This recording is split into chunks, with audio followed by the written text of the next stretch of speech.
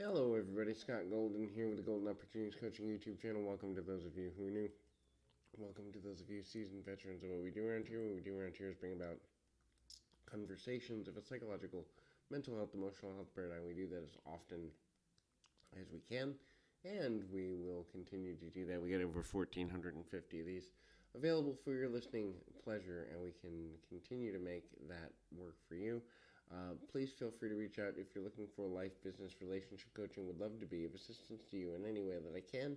Please reach out either A, through Twitter at PO Perception, or B, through the About Me section of this YouTube page. Either one will get you in touch with me or a member of my team.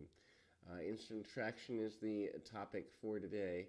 Humor is one of those things that can bring about instant attraction. Humor is one of those things that ultimately can create a great deal of power as it relates to kind of leveraging people in a positive direction whenever we need to. Look, we all want to look at life and realize that sometimes, oftentimes, life is quite ridiculous if we really think about it.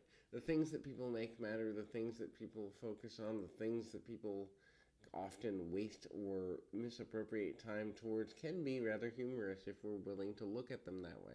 Now, if a person has a good sense of humor or a good sense of timing when it comes to humor, it's easier to connect with them because we understand that they see what we see, which is the world is kind of crazy sometimes. So, the better sense of humor someone has, the more likely it is to connect with them on an emotional level around that sense of humor. The next is showing interest in what interests the other person. When a person feels like you understand them, they're more likely to be open with you. And so part of understanding is an openness to experience, an openness and willingness to connect on a deeper level, and ultimately make things happen based on commonality. Look, you can't fake something if you have zero interest in it, but if you're willing to learn about new hobbies or ideas or concepts, and you want to further a relationship, that learning and growing in common interest can be one way to begin to kind of, you know, value that. The next is mimic. Mimic a person's body language, mimic their tone, mimic their connectability. In other words, if a person believes that you are like them, even in how you speak, the words you choose, the cadence you speak at, the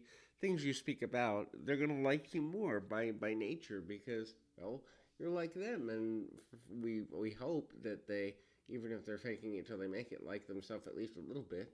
And so a person that likes themselves is going to see the commonality with you and go, hey, this person's like me. I might as well investigate them. I might as well enjoy them. I might as well connect with them on a deeper level. And so that can be super valuable from a number of perspectives. The next thing there is kind of looking at things through the mindset or through the eyes of kind of connecting on a deeper level with kindness.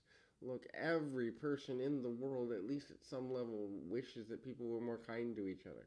I think the thing I relish the most is when people say, "Hey, you're really kind to your clients," and I really do try to be in the sense that if you're going through a difficult time, if you're going through a hard time, I can have my opinions, my viewpoints, my ideas, my concepts of what would improve your life. But if you don't feel that I'm in your corner, if you don't feel that I genuinely care about who you are, where you're going, and how to get you there in a way that you can believe in, then I'm completely useless no matter how much knowledge I have. And so being kind in every situation, or almost every situation, obviously, if someone's bullying you or being abusive or something, kindness can be difficult. But even in those situations, for highly advanced people, we can begin to understand that most people that are hurting others are actually just hurting themselves, and they don't know how to express what they're going through in an appropriate manner, and so that becomes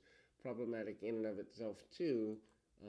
And so that's important as well. The next thing there is kind of look at being open to others and experiences and ideas. Look, openness doesn't necessarily always mean agreement, but openness means being willing to look at things and say, hey, I didn't know that, or hey, there's value in what you know that I don't know, or hey, there's things in what I'm not knowing or not doing that ultimately can lead me in a direction that's going to be better for you and me to grow together. And that's the whole point, isn't it? Really, at the end of the day, the growth, the aspect of growth, the aspect of understanding how to grow with another person, the aspect of trying to avoid judgment as best we can. Obviously, discernment and judgment, two different things, but when we judge others, we eliminate potentially a good friend, a good contact, a good business connection. So trying to be as non-judgmental as possible and open to ideas that are not the same as our own, while still holding to the Constitution and what we truly believe, is an important factor of kind of moving forward in a good way. So the more we're able to do all of these things, the easier it is to navigate social connectivity, and in the end, it can be super valuable. So hopefully, this is kind of making things go forward in a positive direction, and um, it's universally helpful and beneficial. So, as mentioned, please keep your feet on the ground, your mind in the moment. Until next time, everybody.